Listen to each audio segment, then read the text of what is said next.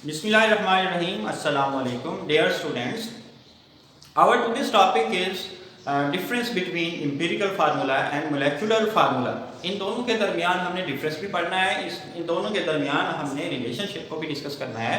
तो टाइम जाए के बगैर मूव करते हैं अपने आज के टॉपिक की तरफ। और यही जो टाइम सेविंग जो है ये मेरी वीडियोस की यूनिक खुसूसियत भी है। वो कैसे बच्चों, आप जब भी कॉलेज या स्कूल में लेक्चर अटेंड करते हैं वो 40 से 45 मिनट का होता है, जबकि मेरी वीडियोस जो हैं 10 से 12 मिनट की होती हैं। तो इस तरह से ये क्या हुई, टाइम सेविंग वीडियोस हैं और आप एक स्पेसिफिक स्केचिंग के जरिए टॉपिक को ना सिर्फ समझ सकते हैं बल्कि एट द स्पॉट याद भी कर सकते हैं। तो देखते हैं आज का टॉपिक आपको याद होता है या नहीं होता। पहले हम डिस्कस करते हैं एम्पिरिकल फार्मूला को। It can be defined as a formula which shows the simplest whole number ratio between atoms in a molecule of compound। मैंने क्या बताया बच्चे, अटेंटिव होकर बैठे, कंसंट्रेशन के साथ बात सुने। A formula which shows the simplest whole number ratio between atoms in a molecule of compound। ऐसा फार्मूला जो किसी कंपाउंड के एक मॉलिक्यूल में मैं बता रहा हूँ जो एटम्स के दरमियान सिंपलेस्ट होल नंबर रेशो को बताता है, रिप्रेजेंट करता है। ऐसे फार्मूला को हम क्या कहते हैं, एम्पिरिकल फार्मूला कहते हैं। डेफिनेशन को ध्यान से करें तो एग्जांपल्स के जरिए समझने की कोशिश करते हैं। And next is molecular formula. What is molecular formula? A formula which shows the actual number of atoms in a molecule of compound. ऐसा फार्मूला जो किसी कंपाउंड के एक मॉलिक्यूल में एटम्स की रियल तादाद को रिप्रेजेंट करे, एटम्स की एक्चुअल तादाद को शो करता है जो फार्मूला, उस फार्मूला को बेटा हम क्या कहते हैं, उसको हम कहते हैं मोलेकुलर फार्मूला कहते हैं। डेफिनेशंस के बाद एग्जांपल से इनको समझने की कोशिश करते हैं। हमारे पास एग्जांपल है बेंजीन की। बेंजीन का जो मोलेकुलर फार्मूला है वो C6H6 है। इसको मोलेकुलर क्यों कह रहे हैं? क्योंकि ये फार्मूला इस कंपाउंड के एक मॉलिक्यूल में मौजूद एटम्स की रियल तादाद को रिप्रेजेंट करता है। फॉर एग्जांपल इसके एक मॉलिक्यूल के अंदर कार्बन के कितने एटम्स हैं? 6 एटम्स हैं। और हाइड्रोजन के कितने एटम हैं? 6 एटम्स हैं। और टोटल एटम्स कितने बने? 12 एटम्स बने। तो इसकी एटॉमिसिटी क्या है? 12। ये फार्मूला क्योंकि रियल एटम्स की को बता रहा है, एक्चुअल नंबर ऑफ एटम्स को रिप्रेजेंट कर रहा है, इसलिए इसको हम क्या कह रहे हैं, मोलेकुलर फार्मूला कहते हैं। इसको सिंपलीफाई करते हैं, 6 से सिंपलीफाई करते हैं। 6 1 दा 6, 6 1 दा 6 एंड 6 1 दा 6। तो जो एम्पिरिकल फार्मूला है वो क्या है? CH है। इसको हम एम्पिरिकल फार्मूला क्यों कह रहे हैं? क्योंकि ये सिंपलेस्ट एटॉमिक रेशियो को रिप्रेजेंट कर रहा है। ये किसी कंपाउंड के एक मॉलिक्यूल में मौजूद एटम्स के दरमियान सिंपलेस्ट होल नंबर रेशियो को जाहिर कर रहा है, इसलिए बेंजीन का ये एम्पिरिकल फार्मूला कहलाता है। सेकंड एग्जांपल में आते हैं ग्लूकोज का। जो मोलेकुलर फार्मूला है वो C6H12O6 है। फार्मूलाज आपने याद करने करते जाएं। मैंने फार्मूला बताया C6H12O6। इसको सिंपलीफाई करते हैं। 6 1 दा 6, 6 2 दा 12 एंड 6 1 दा 6। तो एम्पिरिकल फार्मूला क्या बना? CH2O। 6 से सिंपलीफाई किया और एटॉमिक रेशियो क्या बनी? 1 2 और 1 की। ये सिंपलेस्ट एटॉमिक रेशियो है।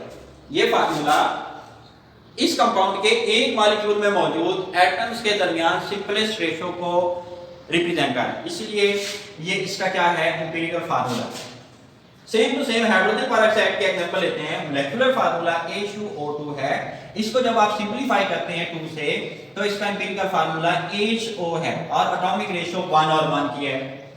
इथाइन का जो मोलेकुलर फार्मूला है वो C2H2 है। जब आप इसको सिंपलीफाई करते हैं, 2 से सिंपलीफाई करते हैं, तो इसका एम्पिरिकल फार्मूला क्या बनता है? CH। और जो सिंपलेस्ट एटॉमिक रेशियो है वो 1 और 1 की है। और कुछ कंपाउंड ऐसे भी हैं बेटा, आपने ध्यान करने हैं, जिनका मोलेकुलर फार्मूला और एम्पिरिकल फार्मूला क्या होता है? सेम होता है। फॉर एग्जांपल कार्बन डाइऑक्साइड है, इसका मोलेकुलर और जो एम्पिरिकल फार्मूला है वो सेम है। इसको आप मजीद सिंपलीफाई नहीं कर सकते। मोलेकुलर भी यही है, एम्पिरिकल भी यही। सेम टू सेम वाटर का एम्पिरिकल फार्मूला और मोलेकुलर फार्मूला क्या है? सेम है। तो कुछ कंपाउंड ऐसे होते हैं जिनके एम्पिरिकल और मॉलिक्यूलर फार्मूला क्या होते हैं? सेम होते हैं। But one point is to be noted. एक पॉइंट को ज़हन कर लें, नोट करना है नोट कर लें, और समझना चाहते हैं समझ लें। जरा गौर करें, जो बेंजीन का एम्पिरिकल फार्मूला है और जो इथाइन का यानी एसिटाइलिन का एम्पिरिकल फार्मूला है वो सेम है। इस बात से हम क्या कंक्लूड कर सकते हैं? Empirical formulas of different compounds can be same. मैं क्या समझाना चाह रहा हूं, देखो मैं कह रहा हूँ empirical formulas of different compounds can be same, different compounds के एम्पिरिकल फार्मूला सेम हो सकते हैं, but molecular formulas of different compounds can not be same. Different compounds की बात कर रहा हूँ, डिफरेंट कंपाउंड्स के मोलेक्युलर फार्मूलाज सेम नहीं हो सकते, वो हमेशा क्या होते हैं, डिफरेंट होते हैं। उम्मीद है कि आपको एग्जांपल्स के जरिए दोनों की डेफिनेशन जो है वो समझ आ गई होगी। अब हम रिलेशनशिप को डिस्कस करते हैं। What is the relationship between empirical formula and molecular formula?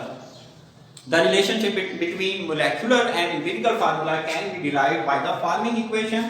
Molecular formula is equal to n into empirical formula. And what is n? Here n is any integer. It can be 1, 2, 3 and so on. एक कोई भी integer हो सकता है और उसकी value n की value 1, 2, 3 कुछ भी हो सकती है। और इसको हम कैसे डिटरमिन कर सकते हैं? अगर n को डिटरमिन करना है, n can be determined, n can be calculated by dividing molecular mass with empirical formula mass. आसान है। n को कैसे कैलकुलेट कर सकते हैं? मोलेक्युलर मास अगर आप गिवन है, उसको एम्पिरिकल फार्मूला मास से डिवाइड करके हम n की वैल्यू कैलकुलेट कर सकते हैं। एक छोटी सी एग्जांपल के जरिए इस डेरिवेशन को भी समझने की कोशिश करते हैं। सपोज हमारे पास बेंजीन के लिए n की वैल्यू 6 है और हम पढ़ चुके हैं बेंजीन का जो एम्पिरिकल फार्मूला है वो CH है। अगर n की वैल्यू 6 है और एम्पिरिकल फार्मूला CH है तो इसका मॉलिक्यूलर फार्मूला क्या होना चाहिए? C6H6। हमने इस इक्वेशन से इसका मॉलिक्यूलर फार्मूला क्या किया है? डिराइव किया। कौन सी equation? Molecular formula is equal to n into empirical formula. n को एम्पिरिकल फार्मूला से आप मल्टीप्लाई करेंगे तो हमारे पास क्या आ जाता है? मोलेक्युलर फार्मूला आ जाता है। और भी हमारे पास बहुत सारी एग्जांपल्स हैं, जैसे सोडियम क्लोराइड का जो फार्मूला होता है NaCl, वो मोलेक्युलर फार्मूला नहीं है, वो क्या कहलाता है? वो एम्पिरिकल फार्मूला कहलाता है। और अगर हम सैंड या सिलिका की बात करें, SiO2 की बात करें, तो ये सैंड का या सिलिका का क्या है? एम्पिरिकल फार्मूला है। जब भी दो चीज़ों के दरमियान डिफरेंस पूछा जाता है तो हमेशा इस तरह से पॉइंट डिफरेंस हमेशा पॉइंट्स की शक्ल में लिखा जाता है, जैसा यहाँ दिखाया गया है। अगर डिफरेंस आता है एम्पिरिकल और मॉलिक्यूलर फार्मूला के दरमियान तो फर्स्ट पॉइंट में आप दोनों की डेफिनेशंस लिख सकते हैं। सेकंड पॉइंट में आप लिख सकते हैं both ionic and covalent compounds have empirical formula. Right side पे आप लिख सकते हैं ionic compounds don't have molecular formula, क्योंकि आयनिक कंपाउंड्स के मॉलिक्यूल्स नहीं होते इसलिए उसके फार्मूला को मॉलिक्यूलर फार्मूला नहीं कहते। थर्ड पॉइंट में ये बेस्ड करता है, एम्पिरिकल फार्मूला बेस्ड करता है फार्मूला यूनिट पर, which may or may not exist independently। Molecular formula जो है वो बेस करता है एक्चुअल मॉलिक्यूल पर। और फोर्थ पॉइंट पे आप लिख सकते हैं ये obtained होता है from percentage composition of element in a compound. और राइट साइड पे आप लिख सकते हैं ये obtained होता है by the following relationship, that is molecular formula is equal to n into empirical formula. और लास्ट में और फिफ्थ पॉइंट में आप लिख सकते हैं दोनों की एग्जांपल्स आप लिख सकते हैं। एम्पिरिकल फार्मूला वाली साइड पे एम्पिरिकल फार्मूला की एग्जांपल्स और राइट साइड पे मॉलिक्यूलर फार्मूला वाली साइड पे मॉलिक्यूलर फार्मूला की एग्जांपल्स लिख सकते हैं। थैंक्स।